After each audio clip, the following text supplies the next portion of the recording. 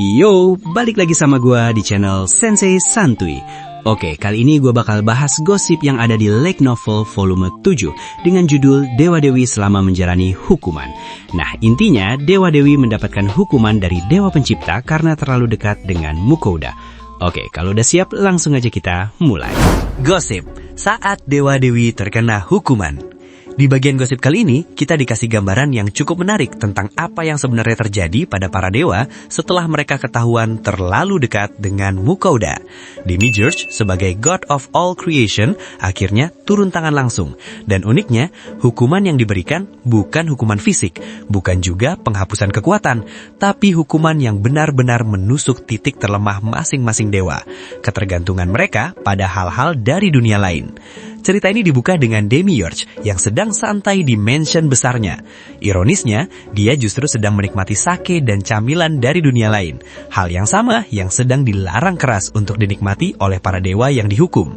Dari sini saja kita sudah bisa melihat sisi licik tapi realistis dari Demiurge. Dia bukan dewa yang kejam tanpa alasan, tapi juga bukan sosok yang sepenuhnya simpatik. Dia paham betul betapa nikmatnya produk dunia lain. Dan justru karena itulah hukuman ini terasa sangat efektif. Demiurge kemudian membuka semacam monitor ilahi untuk mengamati satu persatu dewa yang sedang menjalani hukuman kurungan rumah selama sebulan. Dan dari sinilah kita mulai melihat kepribadian asli masing-masing dewa dengan sangat jelas. Ninrir, Dewi Angin yang kalah oleh nafsu manis. Ninrir adalah contoh paling jelas dari dewa yang tidak punya kontrol diri.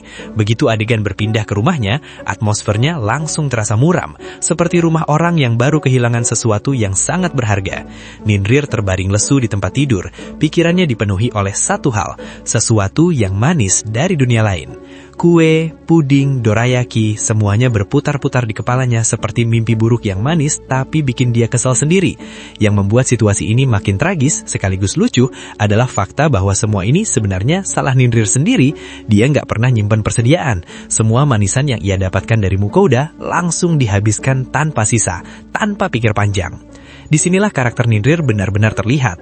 Dia impulsif, emosional, dan cenderung bertindak berdasarkan keinginan sesaat. Bahkan sempat muncul godaan dalam pikirannya untuk diam-diam mengirim oracle ke Mukouda demi meminta manisan.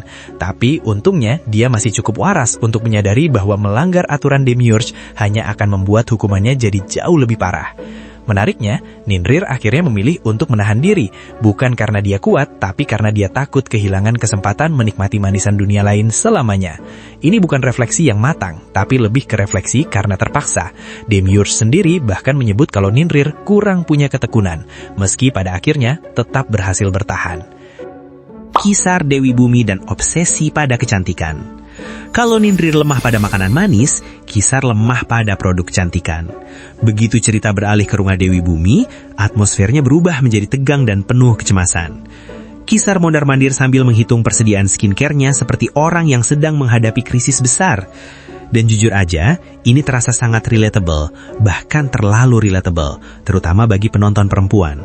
Setelah merasakan skincare dunia lain yang kualitasnya jauh melampaui produk biasa, Kisar sudah tidak bisa lagi membayangkan hidup tanpa lotion, krim, dan beauty essence tersebut. Dia memang cukup cerdas untuk menimbun shampoo, body soap, bahkan punya cadangan sabun batangan. Tapi masalah terbesarnya ada pada perawatan wajah. Produk-produk terbaiknya mulai menipis, dan yang tersisa hanyalah produk lama yang kualitasnya jauh di bawah standar barunya.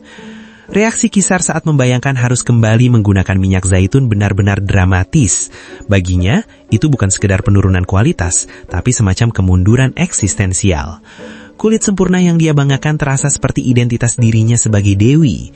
Demiurge sendiri mengomentari hal ini dengan nada setengah kagum, setengah ngeri. Bahkan Dewi pun tetap perempuan, dan obsesi pada kecantikan ternyata bisa menjadi titik lemah yang sangat efektif untuk dijadikan hukuman.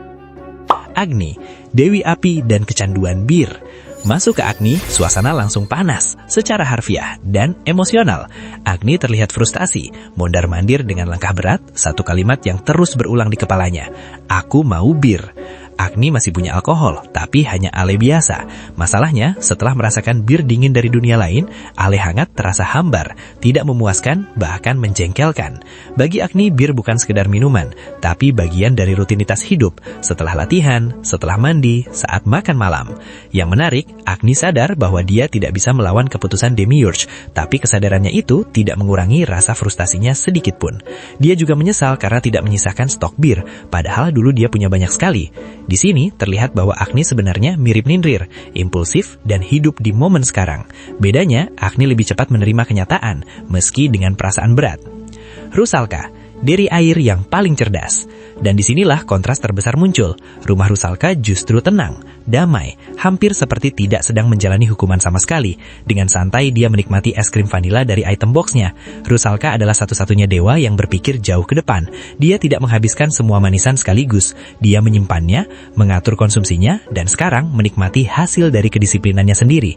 Bahkan ada sisi licik kecil di sini. Rusalka sadar bahwa kalau Ninrir tahu soal persediaannya, semuanya akan habis dalam sekejap. Karena itu dia bertekad untuk menyimpan rahasia ini rapat-rapat. Demiurge sendiri mengakui bahwa hukuman Rusalka hampir tidak terasa sebagai hukuman, tapi karena semua yang ia simpan memang haknya, tidak ada alasan untuk menyita lebih jauh. Hephaistos dan Vahgan, duo dewa pecandu minuman oleng.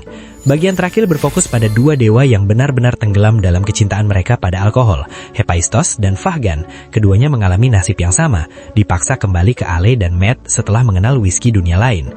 Catatan dulu sedikit biar gak bingung. Ale dan Met ini adalah alkohol versi lama di dunia fantasi. Ale itu mirip bir tradisional hasil fermentasi gandum atau jelai, rasanya ringan dan cenderung datar. Sementara Met adalah alkohol dari fermentasi madu, rasanya manis, kadang malah terlalu manis buat orang yang sudah terbiasa minum alkohol keras. Oke, kita lanjut. Bagi mereka, whisky bukan sekedar minuman keras. Setiap botol punya karakter, aroma, dan cerita. Diskusi panjang sambil minum bersama menjadi hiburan terbesar mereka. Kehilangan itu terasa sangat berat, apalagi ketika mereka teringat pada whisky 12 tahun yang disita Demiurge. Demiurge menyadari bahwa kedua dewa ini terlalu menyita waktu Mukoda. Hukuman ini bukan hanya soal alkohol, tapi juga peringatan agar mereka belajar menahan diri. Hukuman yang manusiawi. Di akhir semuanya, Demiurge sampai pada satu kesimpulan yang sebenarnya cukup manusiawi. Para dewa memang menderita, mereka kesal, frustasi, dan merasa sebulan itu terlalu lama. Tapi di saat yang sama, mereka juga belajar sesuatu, meski belajarnya sambil ngedumel. Mereka sadar satu hal penting, setelah mengenal kenyamanan dan kenikmatan dari dunia lain, tidak mungkin lagi benar-benar kembali ke hidup yang lama. Manisan, skincare, bir dingin, whisky, semuanya sudah terlanjur jadi standar baru. Dunia lama masih ada, tapi rasanya sudah kurang. Dan Demiurge paham betul soal itu. Makanya solusi yang dia ambil bukan mutus hubungan sama Mukoda, bukan juga melarang total, karena jujur aja itu hampir mustahil. Begitu seseorang bahkan dewa sudah ngerasain yang enak-enak, melarang total itu cuma bakal bikin pemberontakan kecil-kecilan. Yang ada bukan refleksi, tapi akal-akalan. Yang Demiurge lakukan adalah ngatur jarak. Bukan gak boleh sama sekali, tapi jangan kebangetan. Dan dari semua ini, kita bisa lihat satu hal yang cukup lucu. Bahkan dewa-dewi pun bisa kalah sama kebiasaan mereka sendiri. Bukan karena mereka lemah, tapi karena terlalu menikmati. Manisan, skincare, bir dingin, sampai whisky mahal, semuanya bikin hidup jadi lebih enak. Tapi juga pelan-pelan bikin ketergantungan. Dan hukuman dari Demiurge ini bukan buat nyiksa, tapi buat ngingetin. Kalau semuanya itu ada batasan. Kalau nggak dibatasi, kenikmatan bisa berubah jadi masalah. Jadi ya, entah lu manusia biasa atau dewa sekalipun, kalau udah ngerasa nggak bisa hidup tanpa ini, mungkin itu tandanya lu perlu sedikit kontrol nafsu lu. Mungkin kedepannya gue bakal bahas gosip lagi yang ada di light novel.